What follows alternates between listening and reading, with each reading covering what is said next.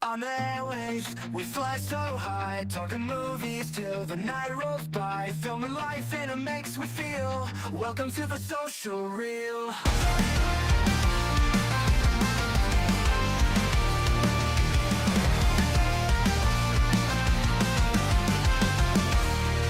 Lights, camera, action, hit the play. Stories that find us night and day, from the heart to the silver screen.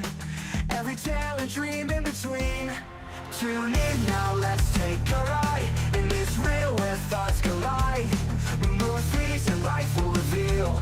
Dive into the social reel. Tune in now, let's take a ride in this reel where thoughts collide. Movies and life will reveal. Dive into the social reel. Tune in now, let's take a ride in this reel where thoughts collide. Movies and life will reveal. Dive into the social reel. Tune in now, let's take a ride in this reel where thoughts collide. Movies and life will reveal. What the hell are you drumming on over there? Like It's a poster tube? Poster tube. Yeah, I think it has an Jeez. exception inside of it. Hello, my friends. We meet again. It's been a while. Where should I begin? As always, I'm your host, Aaron, joined by my producer, best friend, and co-host, Scott. Hello. Dude, so you're like, what the hell? I thought Dude, bro, Dude. what's going on? I thought, so you were probably like, whoa, hey, you're doing a fucking top 10 tonight, and you only have 2 people on. Yeah, don't worry about that. We're doing 2 shows for you tonight. 2 shows to end out the year. I want to go over a couple things. Because homeboy over here blew his wad this last couple Blew weeks. My fucking wad just everywhere, just fucking jizz cannon with the movies, and we're gonna talk about them right now because when we do the top 10, I want to focus on that. Nobody wants to listen to a 3-hour. We're not going to spend too long because directly after this is when you get the creme de la creme, the top 10. My favorite what episode everybody of the comes to year. see. Yeah. They want to know what my top 10 It's is gonna literally be. the snack shows in this. So, They're like, which Hollywood blockbuster is making Scott's top 10 or his number 1 movie? Oh yeah. So let's go over this. I want it, like I said, State of the Union. This is what I want to talk about. The top of the show. I've been barking and bitching for a while that I want you guys on this show. 2025 is going to be completely dedicated to that. I am making moves behind the scenes in order to get us more followers, content, stuff like that. We will be going in 2025. We'll be going live on TikTok, hopefully. We have over 1,000 followers now, so we can go live on TikTok. You'll be seeing a lot more of those AI generated images for our TikTok. Just stuff for you guys to share, stuff for people to watch. Little snippets. We want to just grow. Just kind of gets out there. Yeah, we just want to grow our brand. Because what we do is fun. It is fun for us. and I May would not be fun for you, I don't care. but it's fun for us. I use this as an outlet. I love it. I love watching movies. I love talking to you about movies. I have some really incredible guests lined up for 2025 that I'm actively talking about. And we're talking about like real people who Real like, people. more than Real people, more guys. than like 3 people listen to, like just like Dawson from fucking Adam Carolla. I reached out to him. He's willing to be on the show. Gala Avery said she will think about it, which is the biggest deal on the planet to me. Brian Sauer from Pure Cinema Podcast, I think he will finally come on the show this year. So it's a lot of getting schedules aligned. Correct. Especially for when we do things and we've when other streamlined this normal people do Right. things. It's kind of hard. We kind of streamlined this process, not taking anything away from the other show, but I want to get as far away from that other show as possible. I Watch It Later is officially dead. It will never be brought up again. 2025 is the year of new beginnings. You said that a long time ago, I know, man. but I'm just saying, like, I just really want to drive it home that, like, that will never come back. We've marched on. We're at Fast 7 now. I got to change the name of the freaking show so it shows up. Oh, you know what? I will do it. You keep talking. Do State of the Union. I was just about to type it. Well, it's going to get the name of the show. Okay. Because I completely forgot that you fucked with it and changed it. I did. I fucked with it. I like fucking with things. So anyways, There, not Fat Guy Eats anymore. Congratulations for you guys watching out. But see how it says the internet social lands. reel? Yes. So when it pops up on YouTube, it'll just say the social reel. It should have the name Right. of the episode. And then we can go in and we can edit the name of the episode afterwards, after it posts. I love. Because I don't know what we're talking about. I can't name a show. That's putting the horse could before have named a show. That's putting the horse before the carriage. Hey, produce some fucking air in here and go turn on that. Jesus Christ! Give me a broomstick so I can turn the fan on. I would, but the fucking See if I, oh no! Slimer's down. Let's see if I can reach it with With a lightsaber. That'd be fucking cool. Let's see. Don't turn it. It probably doesn't turn on. The batteries are dead. Will he turn? Oh, he got it. He got it, guys. Okay, we got air in here. It was getting hot. So if this is not the last time. I'm going to say it every time. This will be something I constantly talk to you about. But let's do this. If you want to be on the social reel in 2025, please hit me up. Either here, you can go to our Instagram, the Social Reel Podcast. You can go to our YouTube at the Social Reel 24. You can go to our Twitch at the Social Reel Podcast. You can do all those things, or you can just indirectly message me on Facebook, and I will. If you're watching the show, comment, and be like, "I want to be on," and we'll get you on. Yeah, and with that being said, we want to talk to everybody. Listen, being able to go live on TikTok also opens up a ton of benefits for making money. So until they shut it down. Yeah, because I paid. Listen, I paid for the followers. Okay, I don't care. You go on Etsy, you pay $9, they load you up with 1,000 followers. I don't have any delusions of grandeur, but it makes it going live easier. But what I did is I researched it for like 2 days before I did it. Apparently, a lot of big accounts, especially the ones that get like thrown off at TikTok, like we will. No, the ones that get thrown off for like saying racist stuff or threats or blah blah blah. Like we will. This is how they get their subscriber count up so that they can reach their old audience. So I am in a league of my own, pretty much.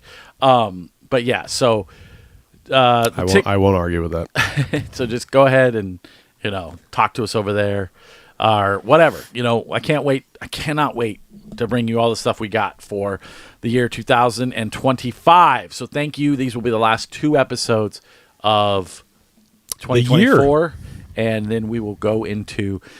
We'll be back with the first episode of 2025 next week. And we've done it. I went hard in the paint. Who knows if this show went a lot longer than I anticipated it was going to go. What do you mean? I mean, we're up to like 10 minutes. What, 10 episodes or something? Oh, I know. Before I freaked out. Yeah, before you freak out. No, man, I want to keep doing podcasts, and I think this is the future. Being live on YouTube, being live on Facebook, doing the Twitch stuff. Oh yeah, it was future 10 years ago. No, it was the future 10 years ago for regular podcasts. Now we have stepped it up. We're getting all of our friends involved. Now they're like, every asshole has a podcast. Yeah, but and we're like, yep, us. Yeah, but like Gala Avery, she just did her very first video podcast. We've been doing it now for months. So years. What's that new thing in the corner? Squirrel. Squirrel. Yeah, bro. What is it? What are you talking about? I don't know. The new thing in the corner. Oh, never mind. It's customization beta. Anyways, okay. So this is what you get with us, man. Yeah. You get if fucking something pops up on his computer, man, the whole show's gonna derail. Anyways, all right, let's get into these movies. I had a chance to see, I think, 13 movies.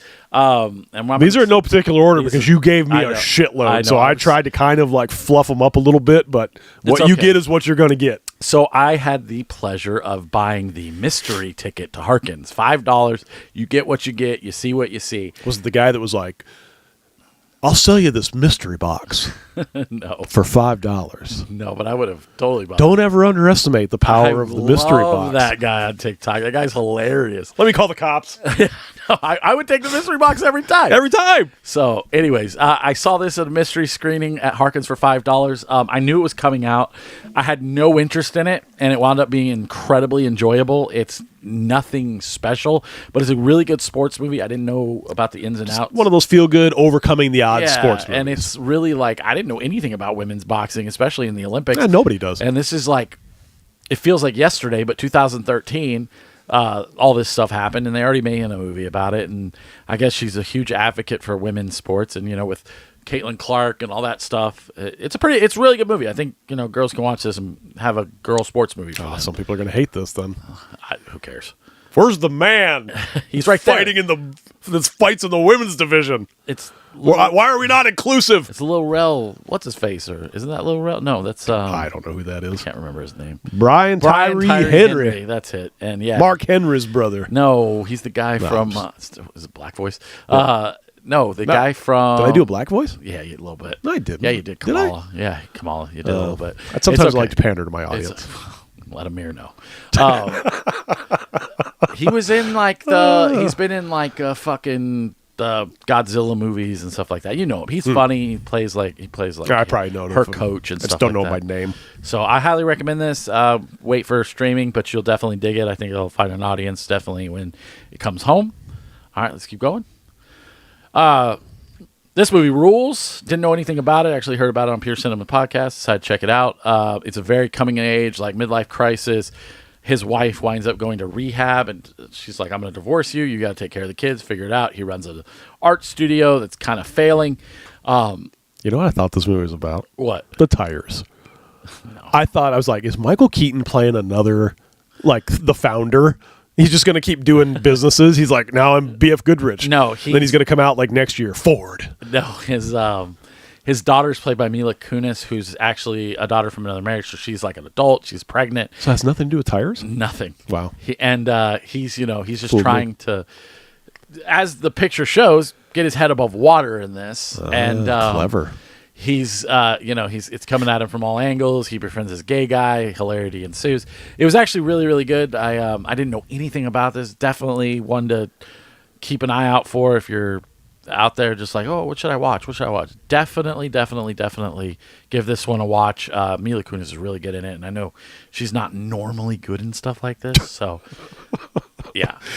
All right, next. Yeah.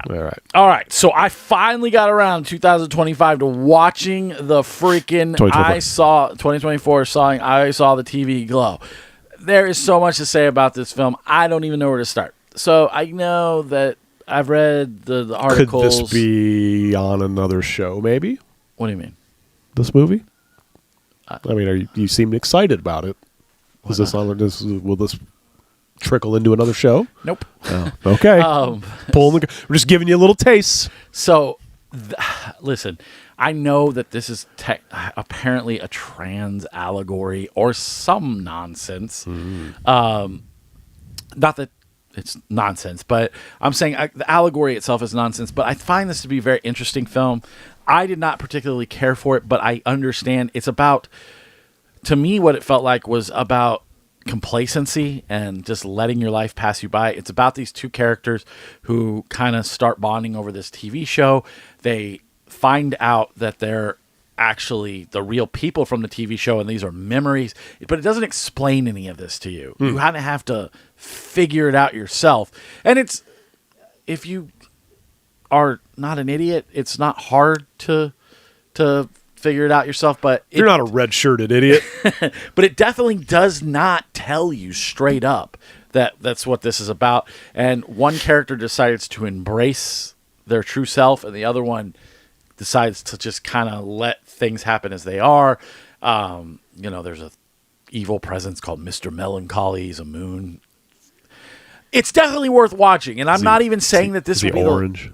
No. But all I can say is this is definitely worth the view. It's definitely worth your time.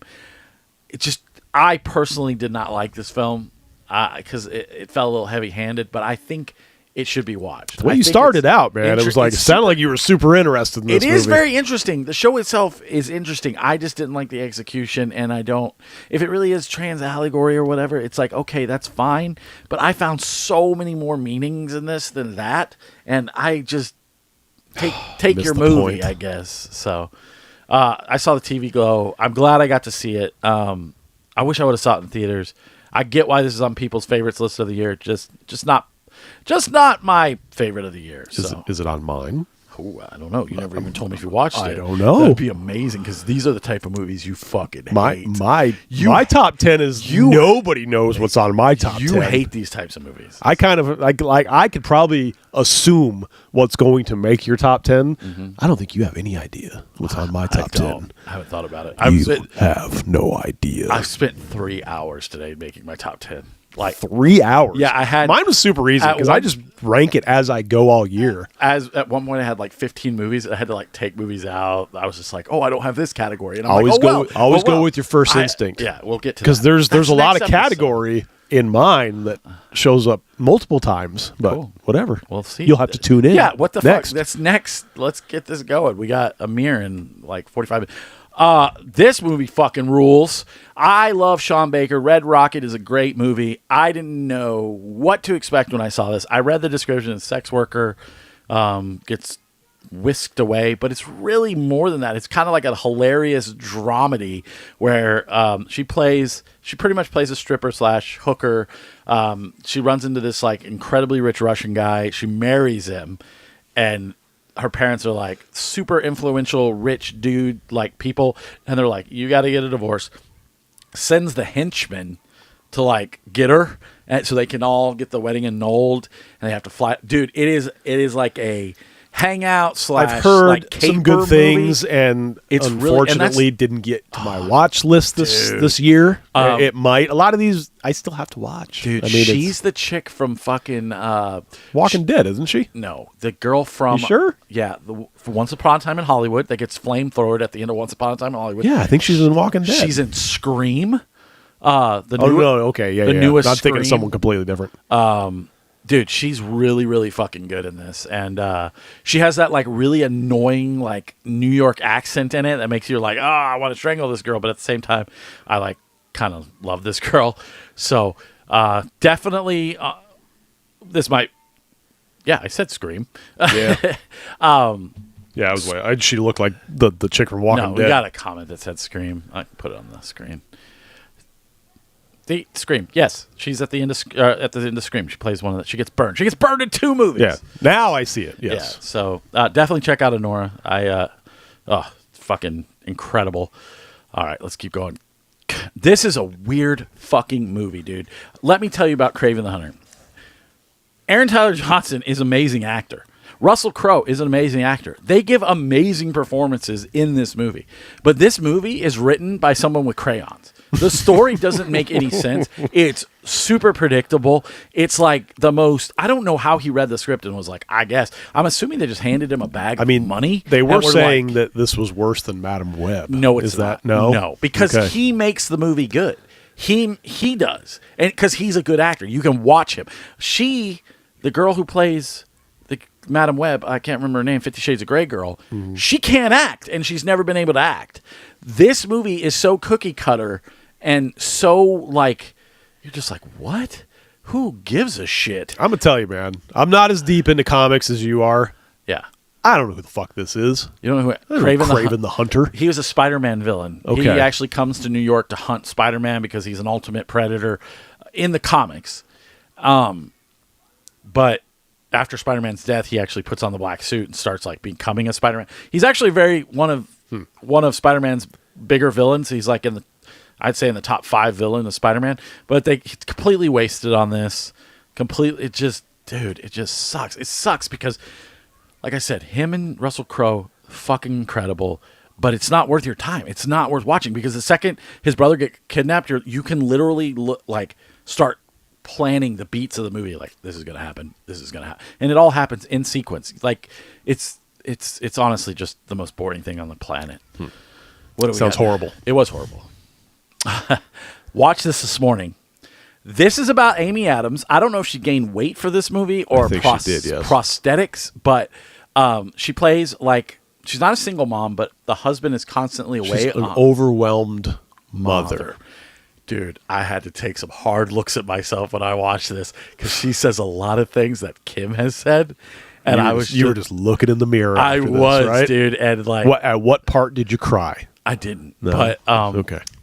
I don't know. A lot of people are saying this is horror because she thinks she's becoming a dog. I didn't find it horror. I thought it very surreal. There's a lot of fourth wall breaking, a lot of like people. Oh, I heard there's like a lot of moms out there that are like, oh, we relate to this super hard. Dude, all the fourth wall breaking in this film is fucking men. Yeah, pretty much. It's good. It's a good film. It's not for us. I see the one part where the woman's like, "Are you okay?" and she just starts ranting about. Yeah, like, that's all in her head. Yeah. So it's a lot of that. Like she'll be in bed and the kid won't. Oh, sleep, did you hear that, women? Yeah. It's all in your head. So said by Aaron. So she's like the kid won't sleep, and she's like talking to you. She's like fourth wall breaking. She's like, "It's my fault, but when he was a kid, I liked holding him to my chest, and I loved him, and blah blah blah." This is definitely worth watching. Amy Adams is great in it, and even though she's like, frumpy, she's still pretty hot. I'm an Amy Adams fan. So, but the story is crazy, and I'm not sure what's real and what's not, but it's mostly about her being overwhelmed, her giving up her career for a kid, and the dad not really reciprocating her feelings. I'm going to punch the mic 100 times a night. I definitely would recommend this. Did it make my list? No, but it's still good. What do we got next? Okay, so this movie, Harkins actually sent me a free ticket for, and the only day I could do it was like Sunday night at like 10:30 or something like that. Is this the one you missed? I missed, but then I went to a different theater and they let me exchange my ticket. Jude Law. Yeah, go ahead. Nobody's here. No, there was like 3 or 4 people in the theater. Jude Law, Nicholas Hoult. Nicholas Hoult is fucking killing it this year. He is doing so much amazing stuff. He is so good in this movie. Jude Law's performance is top fucking notch. There's a couple years ago a movie came out with Daniel Radcliffe where he played like undercover cop who infiltrates Nazis, and this is kind of the same thing, but this is actually based on a real story about Bob Marshall, which I didn't know anything about. But he was like, right after Waco happened, this dude was like a white supremacist, and he was like the first person to take white supremacy and do like start committing like felonies like bank robberies and stuff to fund it. Jude Law plays the FBI agent that's after him, and Holt is amazing in it. Jude Law's best performance I've ever seen. He's so fucking good in this. I was blown away by this. Like, I guess it's 2 hours long. It went by in seconds. And it kind of was like a real life version, hickey version of The Town. I really, really like this movie. Like, I can't wait for people to actually pick it up on streaming. I think and just Holt is he's evil and he's good and he's just cooking this year. And I'm just so fucking proud of this dude. And I'm super pumped for people to watch this and for me to talk about it. I can't wait to watch it again, actually. So definitely check out The Order. I finally caught this. I know this has been out forever and there's a lot of controversy surrounding it, but have you seen this? No. Dude, this movie fucking rules. It's about Aaron Pierre, which was supposed to be played by John Boyega, but he had stuff going on and they switched to this guy. Don Johnson plays like this evil small town sheriff, and he gets hit. The beginning of the movie, it starts off by he gets hit by a bike in a small town, and the cops are being racist. And I was hit in a small town on my bike in a small town, and they wind up stealing a bunch of money from him that he was using to bail his cousin out of jail, and just fucking insanity ensues. So he has to kind of like outsmart the cops in this town where everybody's kind of on there. You want to turn that off, or it won't play? Well, you can't do that. It won't play. Yeah, so he plays this. He plays this cop he plays this Marine guy who's trying to outsmart these small town hicks and this cops and stuff like that, and trying to kind of make them pay for what they did, because his other stuff happens in the show that. I can tell that threw you off. No. I don't want to ruin it because I want you to watch it. So I'm trying not to say like, oh, this person dies, and you're like, oh, okay, well, I don't even watch it now. But it's like, it's definitely worth your time. Like, since when does that stop you? This was. Hey, man, you want to hear what this movie's about? Like, yeah, that sounds like a pretty major plot of the movie. Nah, that's totally minor. What did I do that with last night? I can't remember what movie it was. Was it Nosferatu, or was it? Yeah, I think it was. And you were like, "Hey, this is what it's about," and I'm like, "No, I don't want to know." It won't ruin it. I don't know if it was about Nosferatu. I can't remember. I don't know. Anyways, right, let's keep going. All right, so I also finally got to see the remake of Speak No Evil. I was so against this movie because I watched the original. I watched the OG version. Do you need water? Do you need any water? Do you want something to drink? No, why? Because Kim's offering. Oh, I'm like, what the hell are you talking about? So, anyways, we're the podcast that just Squirrel. Yeah. So, anyways, I saw the original. The original is super dark and depressing. It's super sad. They completely changed it. McAvoy is so fucking good in this. I actually prefer this, but I avoided this for a really long time. I was very upset with this remake because I was like, I don't need to watch this depressing you're a movie snob. No, I didn't need to watch this depressing shit twice. Well, let me tell you what, man. This movie fucking rules. The updated version is so much better than the old version. The ending is better. Everything is better. McAvoy just makes you feel like ick, like gross. It's so good. He just plays these evil, dark characters so well. I wonder if that says something about him, you know. But definitely check out Speak No Evil if you didn't get a chance to see it this year. If you're looking for like another Blumhouse, and then watch the original because the original is really depressing. If you want to be depressed. But yeah, dude, fucking Speak No Evil is amazing. So, all right, let's keep going. I'm gonna drink some water. Red rooms. So this movie was actually really hard for me to find. I actually had to pay for this. Whoa. And what I know, I couldn't find it. In today's day and age, you have to pay for something? Yeah, it's French Canadian, and it's about this girl. It's about this girl who's there's a guy who is on like trial for murders, and the entire time you're watching it, you don't know if he's been committing these murders or if she's committing the murders. You're kind of watching her do her thing. She's a model. She's obsessed with this case, and she's like always on the dark web and playing poker, and it just kind of unfolds from there. And it's one of the darkest movies I've ever seen in my life. It's super fucking good. I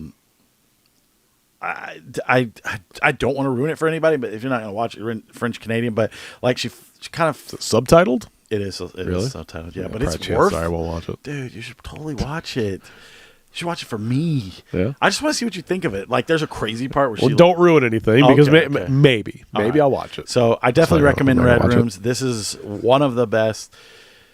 I use horror movie. I'm gonna say drama because it's not scary. It's just suspenseful, dark. It's not even suspenseful. It's just dark. Like it's just like dreadful, gross feeling when you watch it. It's a good movie. Just I promise you, it's one of the best movies I've seen of the year. I highly recommend this movie. Okay, so I love the break right there.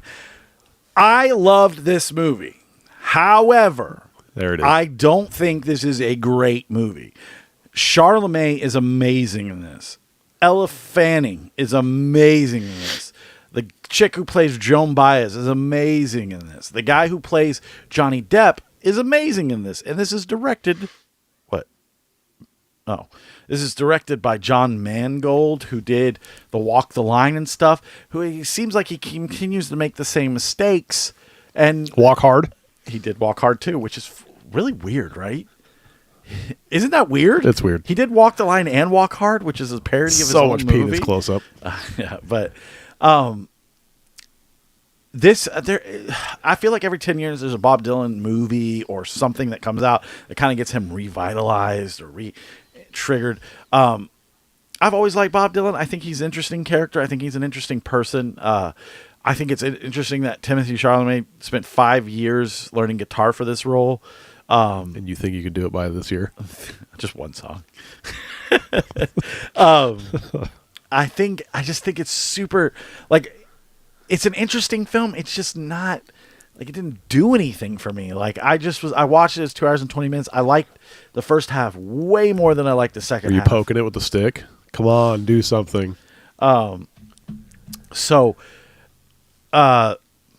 got a message from guess who's going to be on next year. I'm so fucking excited. So anyways, No, it's not the come on, do something. Like I said, I was kind of interested to see where it goes. It kind of skips all his activation. It's more like, was he a womanizer? How did he make these women feel? You know, he wrote songs. He didn't want to keep playing the same songs. Does he go electric? You know, he goes electric. You know, he doesn't want to keep playing the folk music. Edward Norton is like his mentor, and he's trying to covet the old ways, and he's like, you helped us build this festival, we just need you just this one time to just keep doing it. And Bob Dylan's like, I'm gonna do what I fucking want to do. And it's just mostly about that. It's this very contained story. It doesn't really branch out. It doesn't tell you anything new. All this stuff is stuff you can look up. The problem with a lot of these movies about people that you know a lot of, but you just don't get all of it. But the ending, like the last part, is okay, and yeah, the performances are just really fucking good. There's just, I definitely will be interested when you watch it next year. What you think? I wouldn't be surprised if Charlemagne won an Oscar for this role, just because he becomes Bob Dylan, sounds like him, looks like him, everything. I guess it was like it's just crazy, but interesting. I enjoyed it. It just wasn't what I thought it was going to be. I could have waited to watch it at home. Whew, this motherfucking movie.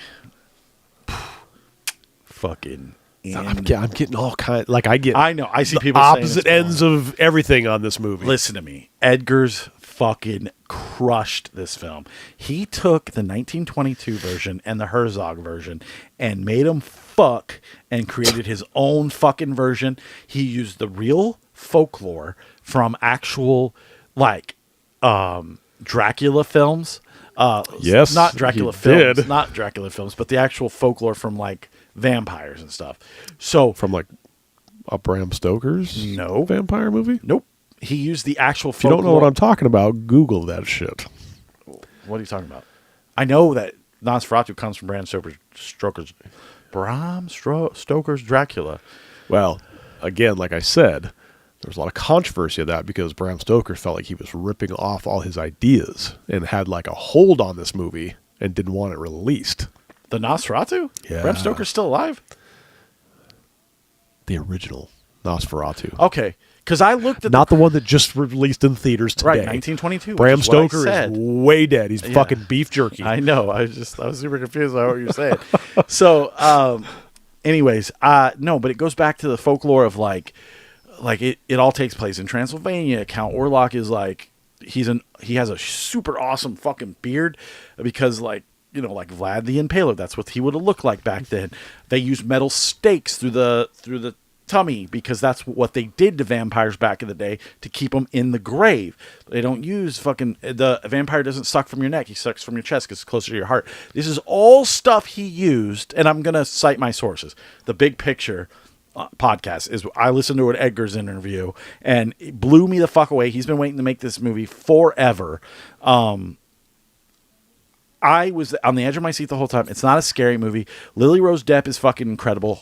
Nicholas Hoult is insanely good. Aaron Tyler Johnson, who we just talked about in Craven, super fucking good. All the roles could have been switched and the movie still would have been amazing. I love this movie. I can't wait to own this movie. I went back and I watched the 1922 version, and it's like almost beat for beat the same. Almost beat for beat. Even the dreams, all that stuff. But he just put his own little panache on it. You have to be true to the story. Theoretically, story is that this guy, Count Orlok, wants to buy a house in the village that Holt is living in. He lives in Transylvania. Holt travels to see him. He runs he runs into a bunch of like gypsy Polish people, and they're like, "Hey, fuck off! Don't be doing that. Get your tears, gypsy. don't be doing that crazy shit." And he winds up going in, and dude, Skarsgård, you get to see fucking Count Orlok penis. It's fucking great. Skarsgård kills it. He has this amazing accent. And he's like, "You will address me as Lord. I am a royalty, and that's how you'll address me." And you're just like, "Whoa, look at my penis." Tell him, Orlok. And so what it is I guess he haunts his wife. He haunts his wife because he smells her locket, and he's like falls in love with her. So he like persuades Holt to sign over her life to him.